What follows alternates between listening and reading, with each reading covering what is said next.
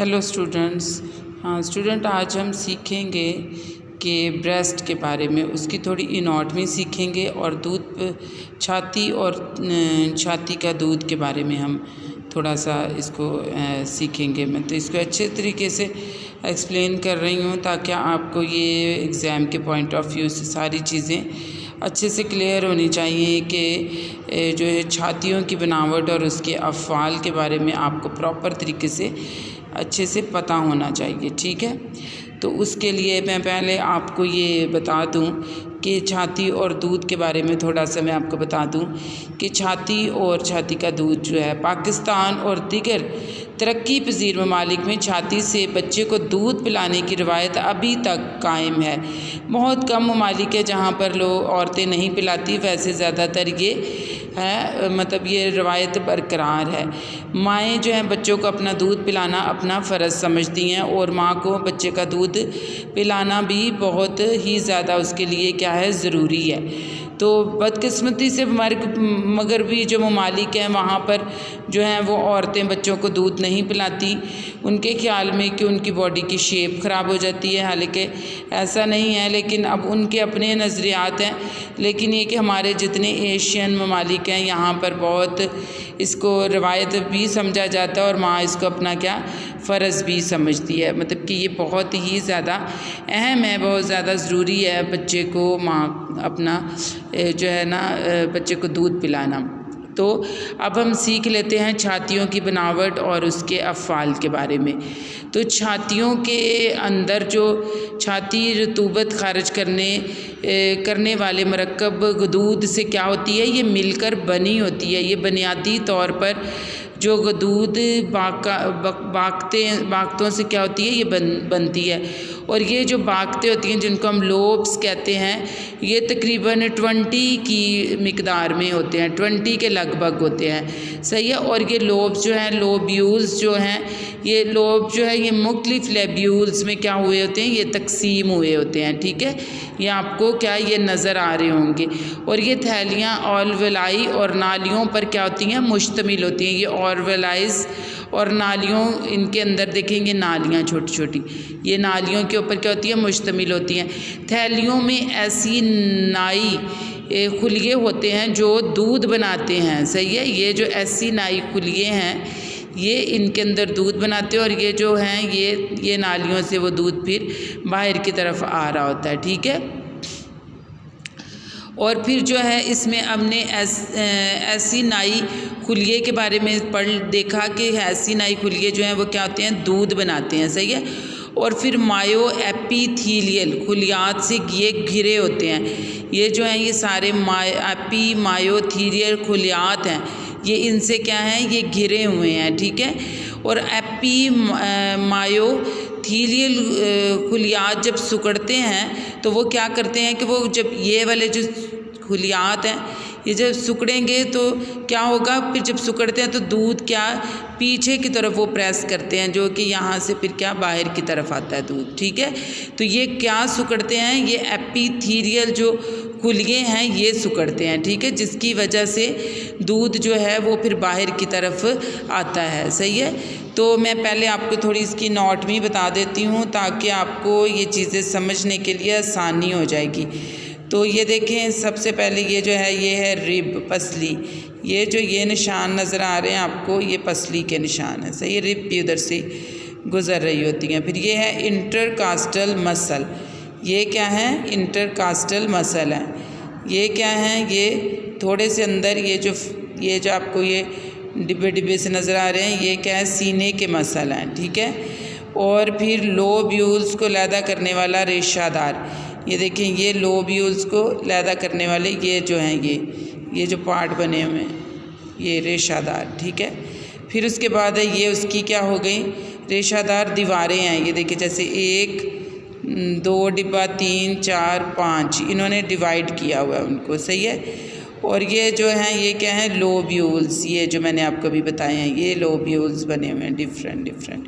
और ये बहुत सारे लोब्यूल्स होते हैं, तकरीबन 20 या इससे ज़्यादा में होते हैं। ठीक है। अब आपको मैं ये बता दूं कि ये जो मैंने अभी आपको बताया कि ये लोब्यूल्स हैं और ये लैक्टिफोरस डक्ट है, जहाँ से दूध जो है, जिनको हम दूध की थैली भी बोलते हैं, ये लैक्टिफोरस है ये, ठीक है।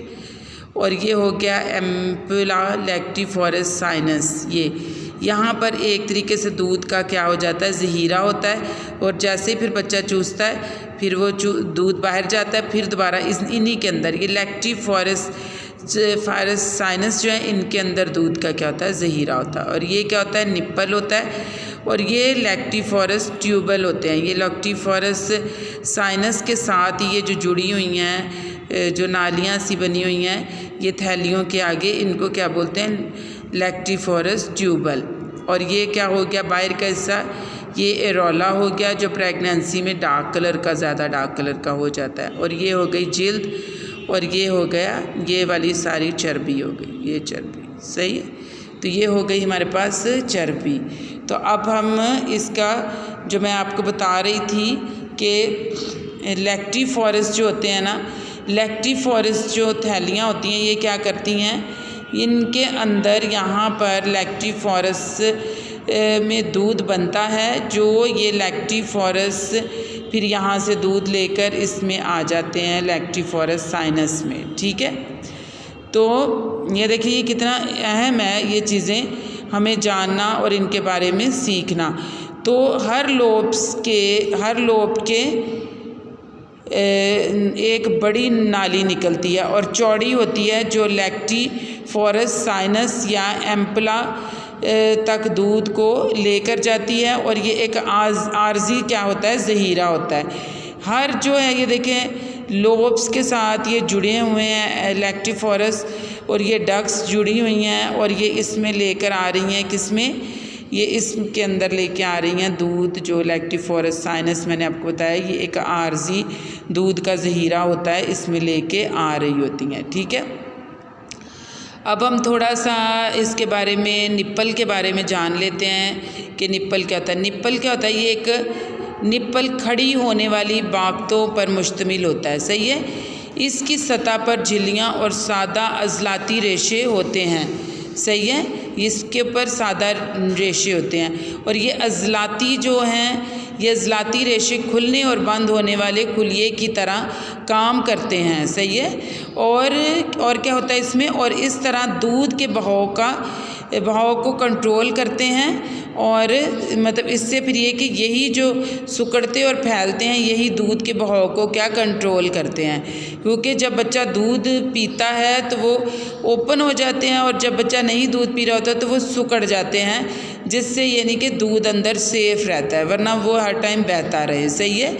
निप्पल के गिर्द गहरे रंग की जिल्द होती है, ये गहरे रंग की होती है, जो मतलब आम तौर पर होती है, और प्रेगनेंसी में ये डार्क से ब्लैक कलर की हो जाती है, सही है। इसको एरोला कहते हैं, ये जो होती है जिल्द, इसको एरोला कहते हैं, ठीक है। और इसमें मोंटगोमरी गदूद होते हैं, सही है। इसके अंदर ये देखें मोंटगोमरी क्या होते हैं, गदूद होते हैं, ठीक है। इनको हम क्या कहते हैं, ये जो गदूद होते हैं इनको हम कहते हैं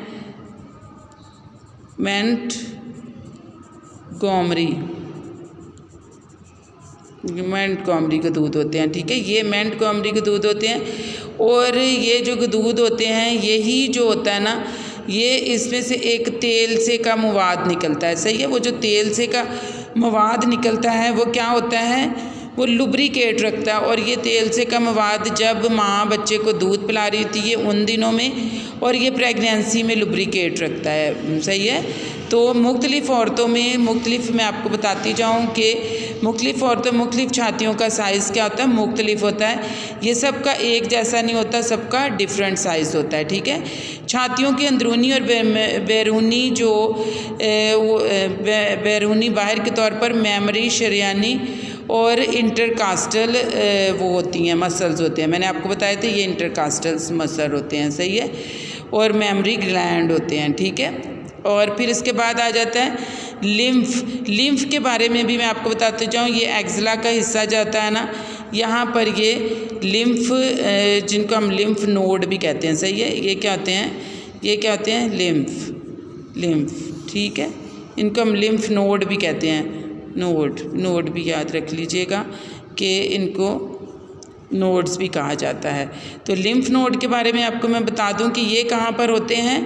लिम्फ नोड दोनों जो ब्रेस्ट के दरमियान और बगलों और मिडल सेंटिनम में लिम्फ नोड अंदर की तरफ क्या पाए जाते हैं, अंदर आसानी से ये पाए जाते हैं और इनका कोई ख़तरा नहीं है। अगर कभी कभार इनमें कोई प्रॉब्लम हो, इन्फेक्शन हो जाए, तो ये लिम्फ नोड जो होते हैं क्या हो जाते हैं, इनलार्जमेंट इनकी हो जाती है।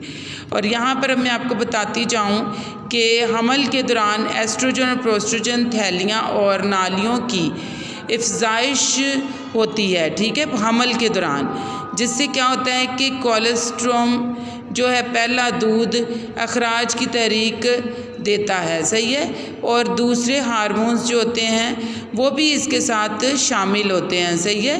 तो ये हमल के दौरान ही ये काम शुरू हो जाता है और उनको शुरू कौन करता है, एस्ट्रोजन और प्रोस्ट्रोजन, सही है।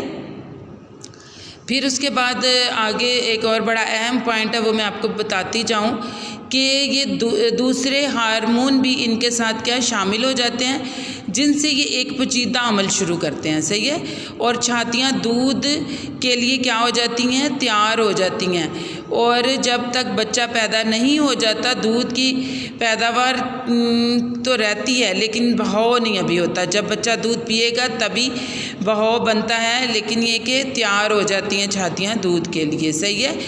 और ज़चगी के बाद प्लेसेंटा जो है वो क्या होता है कि प्लेसेंटा के हार्मोन की मिकदार क्या हो जाती, कम हो जाती है, जिसकी वजह से क्या होता है कि अब इससे प्रोलैक्टिन जो हार्मोन है, प्रोलैक्टिन को जिसकी मिकदार पहले भी ज़्यादा ही होती है फिर अब और ज़्यादा बढ़ जाती है और ये दूध की पैदावार जो है उसको क्या अच्छा बना देता है। यानी कि प्रोलैक्टिन आपको पता है कि ये दूध की मिकदार को अच्छा बनाता है, सही है।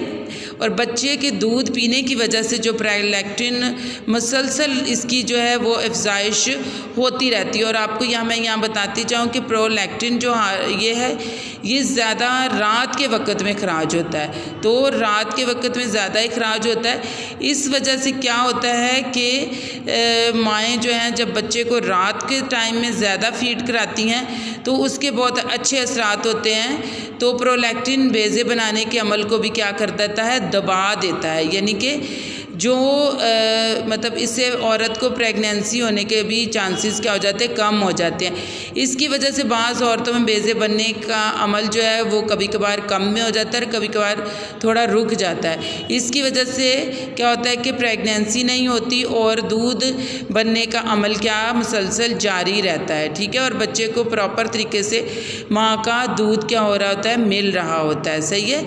तो ये बड़ा ही एक अहम टॉपिक था कि मैं आपको इसके बारे में बताऊं। ज़ाहिर बात है मिडवाइफरी में ये भी एक हमारा बहुत अहम टॉपिक होता है, ब्रेस्ट की एनाटॉमी और ब्रेस्ट के अफ़वाल के बारे में जानना।